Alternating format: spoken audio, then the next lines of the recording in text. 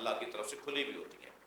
البتہ بعض اولیاء الہی کی ریاضتوں اور محنتوں کی بنیاد پر یہ جو چشم آنکھیں ہیں، چشم آنکھیں ہیں، یہ اسی دنیا میں برزخی آنکھیں کھل جاتی ہیں، جو مرنے والوں کی مرنے کے بعد کھلتی ہیں، بعض کی زندگی میں کھل جاتی ہیں، جنہیں کہا جاتا ہے چشم برزخی۔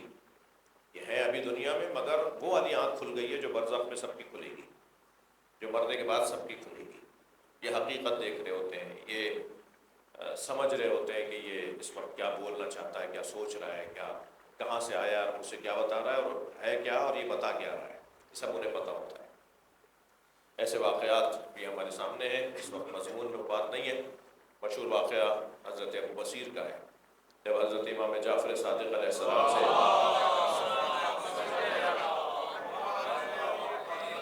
انہوں نے طواف کے دوران فرمایا ما اکثر الحجیج ابن رسول اللہ، اے فرزند رسول کتنے زیادہ حاجی آئے ہوئے ہیں، کھبے سے کھبا چل رہا ہے، دل دھرنے کی جگہ نہیں ہے، حاجیوں کی آوازیں اور حاجیوں کا مجمع اتنا زیادہ ہے کہ سب جڑ جڑ کے چل رہے ہیں، کتنے حاجی آئے ہوئے ہیں۔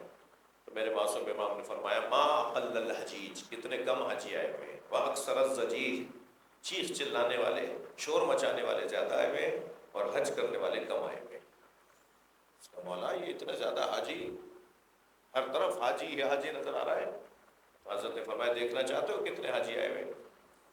پھر حضرت نے ارادہ فرمایا، حضرت ابو بصیر کی آنکھوں پہ ہاتھ رکھا، ہاتھ ہٹایا تو اب ان کی وہ آنکھیں کھل گئیں جو سب کی مرنے کے بعد کھلیں گی، جنہیں چشم برزخی کہتے ہیں۔ تو ابو بصیر کہتے ہیں کہ بعضهم علی صورت الخنازیر بعضهم علی صورت الخنادر، صلوات پڑھے ذرا محمد۔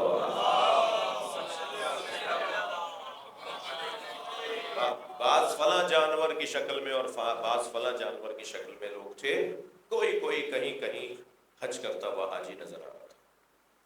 عزیزان گرامی، بظاہر اس دنیا سے ہمارا عزیز چلا جاتا ہے، مگر اس سے کوئی پوچھے نا کہ کیا ہوا، ہمیں تو روتا پیٹتا چھوڑ گئے، پلٹ کے بھی نہیں پوچھا، خواب میں بھی نہیں آ رہے۔ بعض اوقات بعض عزیزوں کو تو کئی کئی سالوں تک اپنا مرنے والا خواب میں نظر نہیں آتا، ایسے چھوڑ کے چلے گئے۔ ایسی ہوتی ہے دوستی، ایسی ہوتی ہے رفاقت، یہ تھی رشتہ داری۔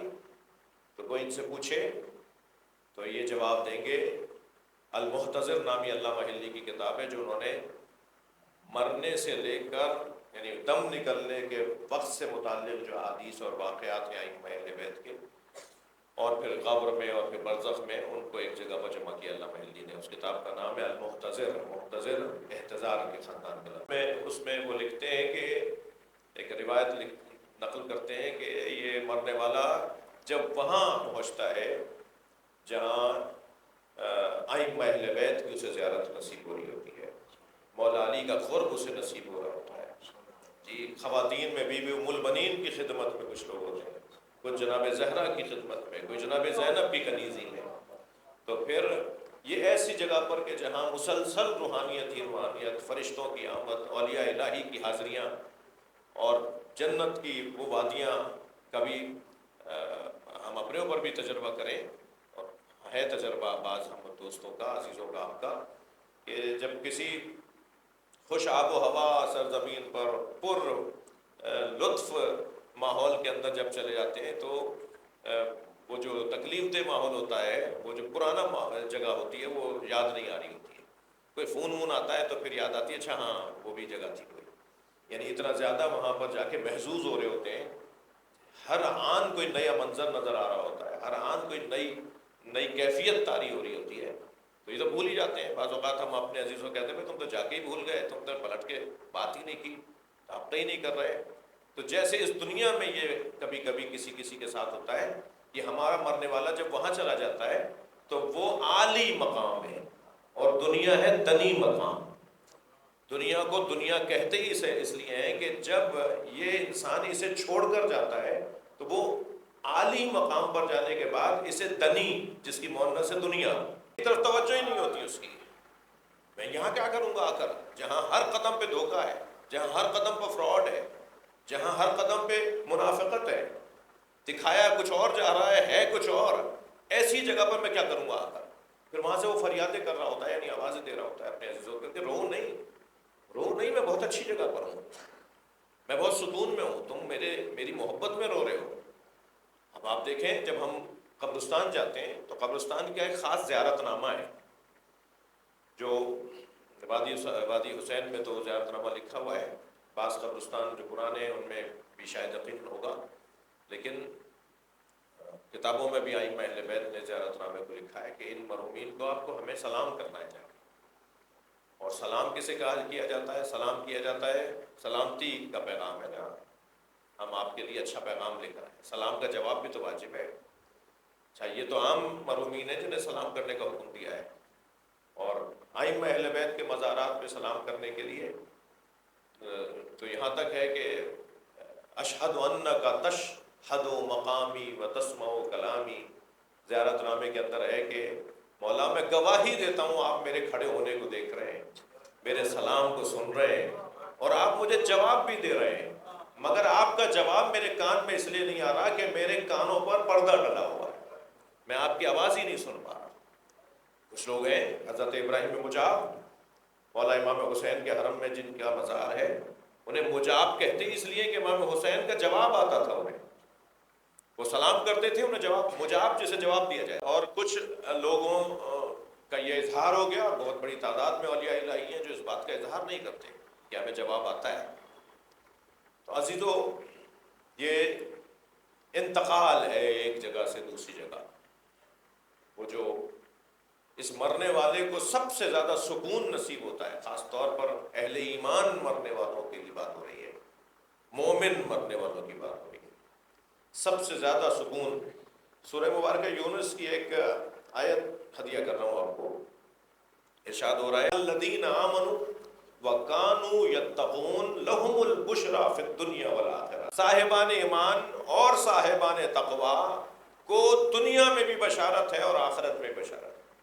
دنیا میں کیا بشارت ہے انہیں؟ بشارت کہتے ہیں حب علی کو، بشارت کہتے ہیں محبت اہل بیت کو۔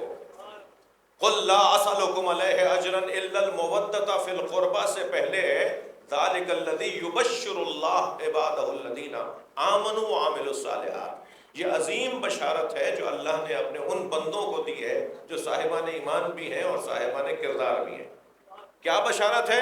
لا اسألکم علیہ اجرا الا المودۃ فی القربى، مجھے کچھ نہیں چاہیے ہے انسانوں اے مسلمانوں سوائے اس کے کہ میرے قربہ سے محبت کا اظہار کرو۔